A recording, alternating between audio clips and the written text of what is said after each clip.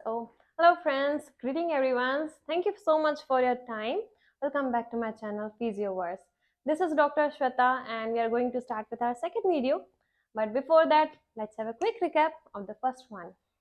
तो पहले वीडियो में हमने देखा था इलेक्ट्रोथेरेपी के बारे में and the need behind it, जिसके बारे में हमने जाना था apart from the physiological importance उसका साइकोलॉजिकल इनपुट जो क्लाइंट को मिलता है फ्रॉम द इलेक्ट्रोथेरेपी। सेकेंडली हमने डिस्कस किए थे 3 मेजर फैक्टर्स के बारे में। पॉइंट फर्स्ट, सबसे पहले इलेक्ट्रोथेरेपी की ज़रूरत है कि नहीं है, अगर हाँ jump to the second point. Second point में हमने बताया था कौन सी मॉडलिटी हमें on our top priority use करनी है एंड सबसे main question why. Third point, the parameters. Second and third point जो रहता है वो एक दूसरे के साथ साइमल्टेनियसली चलता है। अब वो कैसे, वो डिपेंड करता है आपका जो आपको डिटेल स्टडी आगे कराई जाएगी पॉइंट फर्स्ट उस पर, and secondly on the evidence based practices. This is of research topics, ये हमको उसके साथ सिंक्रोनिसिटी के साथ चलना पड़ता है। अब वो क्यों, वो इसलिए क्योंकि वो हर एक चीज़ फॉलो करती है, मतलब हर एक ट्रीटमेंट प्रोसीजर फॉलो करता है आर्न स्लज रूल। जिन्होंने सिर्फ लेजर के बारे में ये डिपिक्ट किया था, ideal dosage should hit top of the curve, यानी आइडल डोसेज एक जो डोसेज की एफिकेसी जो हमें पर्टिकुलर ट्रीटमेंट के लिए चाहिए should hit top of the curve, यानी अगर हमारा डोसेज अप्रोप्रिएट होएगा तो हमें ट्रीटमेंट का सबसे ज़्यादा बेनिफिट मिलेगा। If not, if the dosage is less, the treatment will be less effective, यानी we'll get less benefits. And if the dosage is increased, या तो we won't get that sufficient benefit, या तो फिर it will lead to the tissue destruction। जैसे कि हमने cancer treatments में भी देखा है कि उसमें लेजर यूज किया जाता है, why, for bursting that tumour cells और removing that, for burning that cancerous cells. Okay, so remember this part, Arndt Schulz rule. ये सिर्फ लेजर के लिए ही नहीं अप्लाई होता है, बल्कि हमारी जो सारी मोडालिटीज हम यूज करते हैं ये उस चीज सबके लिए अप्लाई होएगा। Okay, now coming up to the next, as you can see the topic is electrophysical modalities या फिर एजेंट्स। अब यहाँ पे आता है थोड़ा सा डिफरेंस, हम इलेक्ट्रोथेरेपी वर्ड ना यूज करके इलेक्ट्रोफिजिकल मोडालिटी वर्ड यूज करेंगे। अब वो क्यों, जैसे नाम से समझ में आ रहा है इलेक्ट्रोथेरेपी, थेरेपी जिसमें हम करंट्स के साथ डील करेंगे, एंड पर इलेक्ट्रोफिजिकल एजेंट्स में सिर्फ करंट्स ही नहीं, उसके साथ फिजिकल एजेंट्स। अब हमारे फिजिकल एजेंट्स में क्या क्या आते हैं, हाइड्रोकोलाइटर पैक्स आते हैं, ठीक है। फिर उसके बाद वो थेरेपी जिसमें करंट नहीं होता, जैसे कि IRR, UVR, अल्ट्रासोनिक। करंट नहीं होता यानी क्या, उसका सेंसेशन हमें करंट के फॉर्म में नहीं मिलता, ठीक है। इसके बारे में ज़्यादा डिस्क्राइब किया था sir Tim Watson and sir Nusbaum ने, ओके। और उन्होंने उनके अकॉर्डिंग एक क्लासिफिकेशन दिया था जिसमें उन्होंने इलेक्ट्रिकल एजेंट, थर्मल एजेंट और नॉन थर्मल एजेंट या फिर मॉडलिटी के रूप में उनका क्लासिफिकेशन दिया था। But today what we are going to cover in our today's topic वो रहेगा थोड़ा सा different version, that's quite mine version to understand about the things in more simpler format. So come, okay. अब जो इसमें classify किया गया है electrical agent and other than the electrical agent या फिर मोडालिटीज, ये रहेगा according to the energy conversion. Energy conversion अब होता कहाँ पे है, सो एक मेन सोर्स रहता है, मेन सोर्स फिर वहां से आता है करंट मशीन सर्किट में, मशीन सर्किट से करंट का मॉडिफिकेशन होता है इधर in form of some different current types या फिर इधर in form of some different wave types.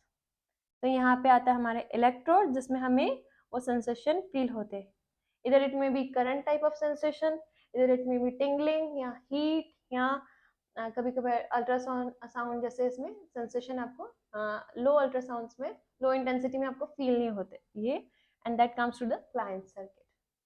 So I had classified it in 2 formats, जिसमें मैंने इलेक्ट्रिक एजेंट की बात की है, जिसमें आएगा आपका हाई फ्रिक्वेंसी करंट, ये मैं डेप्थ की बात कर रही हूँ, फाइन। इसे आप सेंसेशन के बेसिस पे ना लीजिएगा, it's about the depth. Depth means at the atomic level, what I had classified it on the atomic level, this. तो यहाँ पे एट द इलेक्ट्रोड क्या पोजीशन होती है हमारे एटॉमिक लेवल पे। अब हमें सबसे पहले करंट के बारे में let me give you a more clear description. What is current? It's a flow of electron, rather more precise, flow of negative charge particle। अब वो नेगेटिव चार्ज पार्टिकल इलेक्ट्रॉन भी हो सकता है या फिर in some ionic form also. Ions जैसे कि हम लेट्स से फॉर एग्जांपल हम आयोनोफोरेसिस में देखते हैं। ओके, अब आते हैं वापस कि इसमें अंदर एट द इलेक्ट्रोड लेवल में होता क्या, इलेक्ट्रोड वाली पोजीशन पे होता क्या है। This is some part of electrode, let's say it's a quite a pipe like structure. यहाँ पे बहुत सारे अलग अलग एटम्स हैं, एटम्स में electron, it's E1 E2 E3 E4 to En। अब हमें यहाँ से En पार्टिकल को बाहर, En इलेक्ट्रॉन को बाहर इमिट करना है टू द क्लाइंट सर्किट। तो हमें क्या करना पड़ेगा, सॉरी जो एक इलेक्ट्रॉन है, इलेक्ट्रॉन Ex, वो अंदर यहाँ से एंटर करना पड़ेगा। तो ये आगे जंप करते जाएंगे। तो this is electron flow atom to atom, यानी ए एटम का जो ई इलेक्ट्रॉन है वो जंप करेगा E1 के पास, E1 will jump towards E2, ऐसे ही फर्दर मूवमेंट कैरी आउट होता है। ओके, तो ये हो गया इलेक्ट्रॉन फ्लो जो कि हमें देखने को मिलता है। एंड इसी इलेक्ट्रॉन फ्लो के ऑल्टरेशन से, अब ये ऑल्टरेशन किस फॉर्म में हुआ, अलग अलग करंट्स के फॉर्म में। डायनामिक करंट्स है, आपका फेराइडिक करंट है, DC interrupted DC Russian currents whatsoever, that's the choice of modality point first, and secondly उसका डोसेज। ये दोनों हमारे हाथ में, डोसेज में आपका अलग अलग वेव फॉर्म्स भी आएगा, that will be dealt more in their subtopics। okay, hopefully आपको अभी तक का प्रोसीजर, मतलब अभी तक का पूरा वीडियो बहुत अच्छे से क्लियर हो चुका होगा। Next, jumping to the second part. पहले हमने क्या देखा, electron flow. Jumping to the second part, that is photon emission, यानी यहाँ पे क्या होता है। अब फोटोन इमिशन के टाइम पे यहाँ पे कोई इलेक्ट्रोड रहता नहीं है। लेट्स सपोज जैसे कि बल्ब रहा, ठीक है, या फिर फोटोन इमिशन या फिर अल्ट्रासाउंड का जो हेड वाला पोर्शन है उस पे क्या चेंजेस हमें देखने को मिलते हैं। सो हियर कम्स आपका एटम, एटम के बाहर आपका रिवॉल्व होता है इलेक्ट्रॉन, यहाँ से करंट आया from the main circuit to the machine circuit, and then यहाँ पे हिट हुआ, इलेक्ट्रॉन पहुंचा अपनी एक्साइटेड स्टेट में। जब एक इलेक्ट्रॉन अपनी एक्साइटेड स्टेट में पहुंचता है तो वो बहुत स्पीड से घूमने लगता है, न सिर्फ अपनी एक्सिस पे घूमता है बल्कि उस एटम का जो न्यूक्लियर पोर्शन है, sorry this whole is atom, जो एटम का जो न्यूक्लियर पोर्शन है तो ये उसके इर्द गिर्द बहुत स्पीड से घूमना स्टार्ट कर देता है। ठीक है, फिर एक टाइम बाद ये वापस अपनी ओरिजिनल स्टेट पे, ओरिजिनल शेल में वापस आ जाता है। आपने केमिस्ट्री में SPDF कंसेप्ट पढ़ा ही होगा। SPDF आर नथिंग बट वो शेल्स रहते हैं, और वो शेल्स में कितना एक इलेक्ट्रॉन के लिए स्पेस है डिपेंड्स अपॉन वो S P D and F level. Okay, ये वापस जब आता है अपनी पोजीशन पे तो एक वेव इमिट करता है, वेव ना कह के इसको एनर्जी इमिट करता है। Let's energy is a more accurate term. ये एनर्जी एक वेव के फॉर्म में निकलती है, उसको बोलते हैं फोटोन।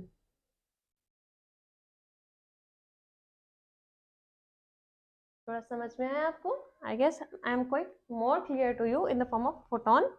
ठीक है, अब ये फोटोन का नेचर क्या रहता है, या तो ये वेव जैसे ट्रेवल करेगा या तो ये पार्टिकल जैसे ट्रेवल करेगा। This is more deeply explain in the quantum mechanics.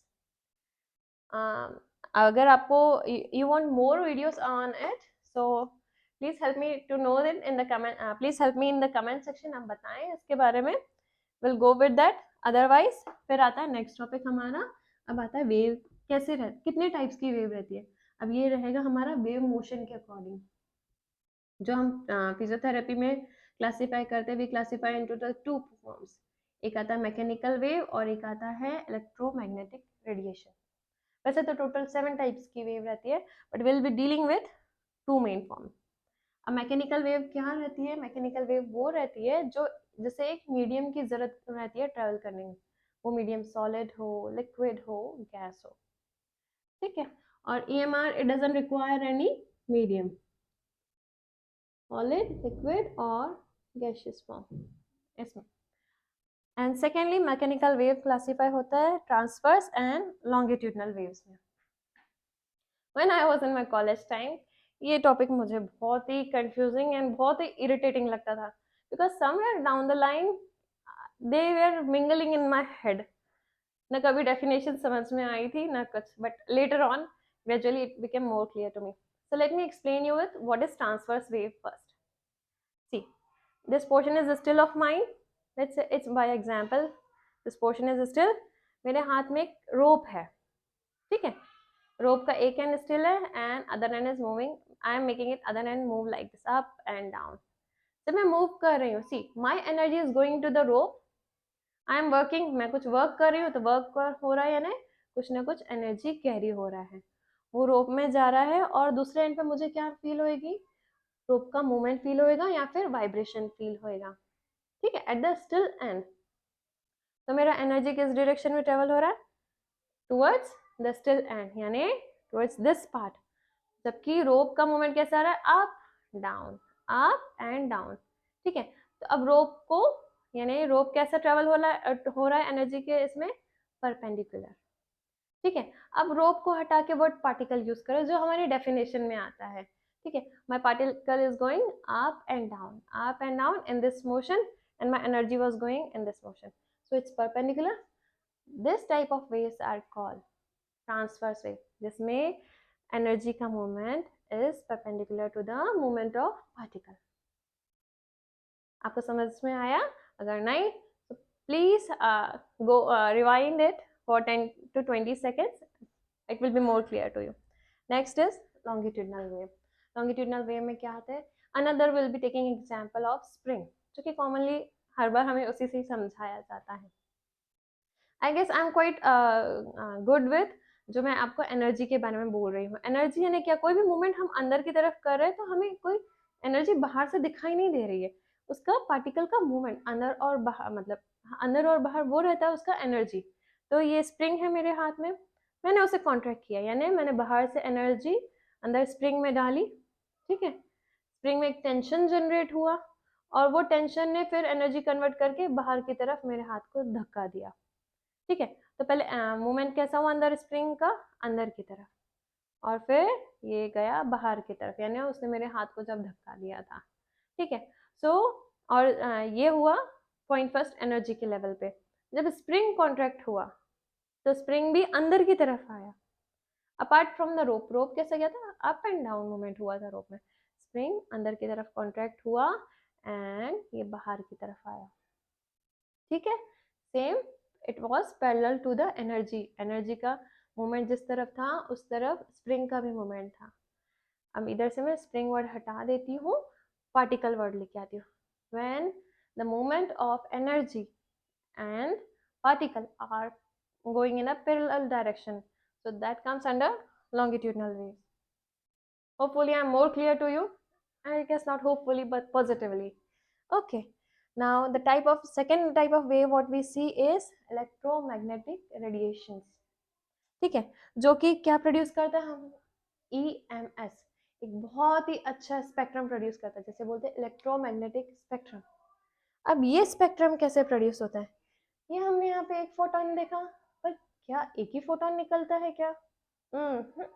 एक फोटोन नहीं निकलता, ऐसे बहुत सारे फोटोन निकलते हैं जब उसको स्टिमुलेट किया जाता है, जब उसके एटम को स्टिमुलेट किया जाता है।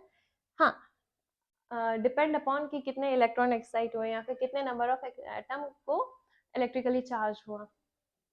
तो ऐसे इनका जब लेवल अलग अलग रहता है तो एक अलग स्पेक्ट्रम यानी क्या, एक रेंज अलग अलग फोटोन के इमिशन का। लेट्स सपोज इसमें x हुए, इसमें 3x हुआ या फिर 4x हुआ, ये डिपेंड करता है on the number of photons कि कितना वो एमिट हुआ, तो उससे जनरेट होता है हमारा इलेक्ट्रोमैग्नेटिक स्पेक्ट्रम। आई गेस अब तक मैं आपको बहुत ही अच्छे से क्लियर हो चुकी हूँ मेरा जो समझाना था। तो हमने let's have a short revision.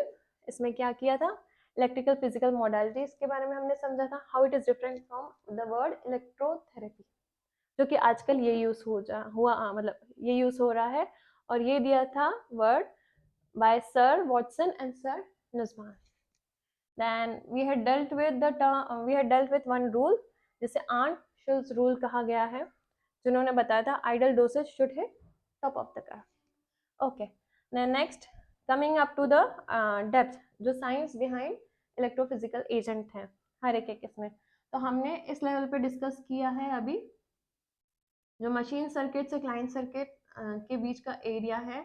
तो इलेक्ट्रोड के लेवल पे क्या होता है, इलेक्ट्रॉन फ्लो वाला प्रोसीजर देखने को मिला।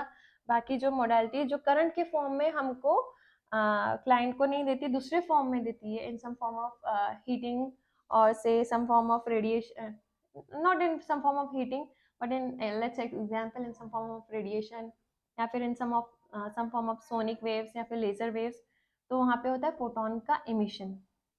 तो उसके अकॉर्डिंग फिर हमने वेव्स को दो पार्ट में क्लासिफाई किया है, one is mechanical and second is EMR, and mechanical once again is classified into two, transverse and longitudinal. In my next video, which will be second part of this, we'll be dealing with the characteristics. In particular इसका characteristic क्या है। अब आप लोग मेरे लिए कुछ questions, doubt, queries, anything, please do help yourself by writing in the comment section, and it will be easy for me कि आपको कितना समझ में आया। And thank you for watching my video once again. Thank you so much. Goodbye. Love you all.